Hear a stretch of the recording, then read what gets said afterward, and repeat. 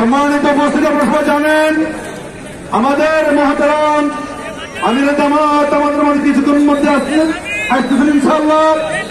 আমরা সেই পর্যন্ত সব দাঁড়াবো। আমরা রাস্তার মধ্যে কোন ধরনের যানজট সৃষ্টি করবো না। গাড়িগুলোকে সুন্দরভাবে দেওয়ার জন্য আমরা পথটাকে রেডি করে রাখবো। আমাদের কারণে যেন কোনো বিশৃঙ্খলা সৃষ্টি না হয়, আমরা সেই সবাই দিক রাখবো ইনশাআল্লাহ, ঠিক কিনা?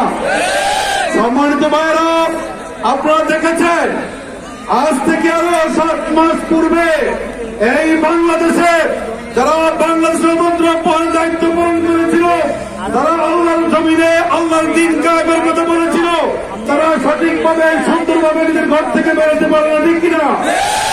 আল্লাহর মেহেরবানি হয়েছে। আল্লাহ রাব্বুল আলামিন রেডি ফেরাউনকে ছোট ছোট ছেলেদেরকে দিয়ে এমন বেইজ্জত করে দেশ থেকে বের করে দিয়েছেন, তার 75 কথা বলতে আর সাহস পাচ্ছে না, ঠিক কিনা? আমরা দেখতে পাচ্ছি মাঝে মধ্যে তার পেটুয়া বাহিনী, সন্ত্রাসী, স্বৈরাচার, তারা টুস করে আবার ঘর থেকে বের হওয়ার চেষ্টা করে। তোমাদের জানিয়ে দিতে চাই, বাংলার মানুষ আর কোন স্বৈরাচারকে দেখতে চায় না। বাংলার মানুষ কোন ভারতের দোসরকে দেখতে চায় না। বাংলার মানুষ কোন লুটেরাকে দেখতে চায় না। বাংলাদেশের কোন মানুষ আর দর্শককে দেখতে চায় না। জমির আল্লাহর, আইন চলবে আল্লাহ, দেখি না।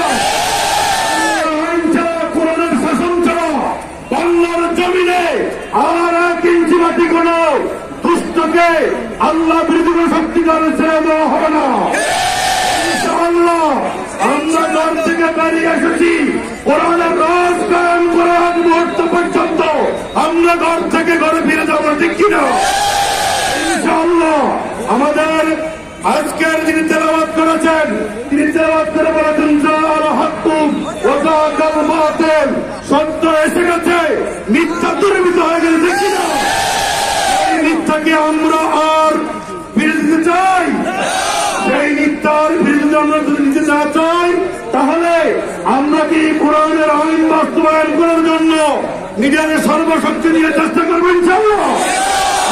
আমরা সেই কোরআনের শিক্ষকগুলো কোরআনকে আল্লাহ বাস্তবায়ন করার জন্য জীবনের শেষ মুহূর্ত পর্যন্ত চেষ্টা চালিয়ে যাবো।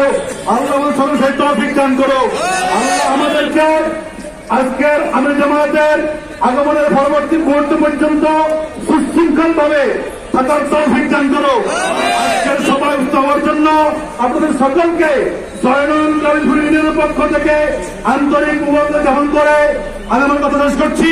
ওয়া মা তাওফীক ইল্লা বিল্লাহ। আসসালামু আলাইকুম ওয়া রাহমাতুল্লাহ।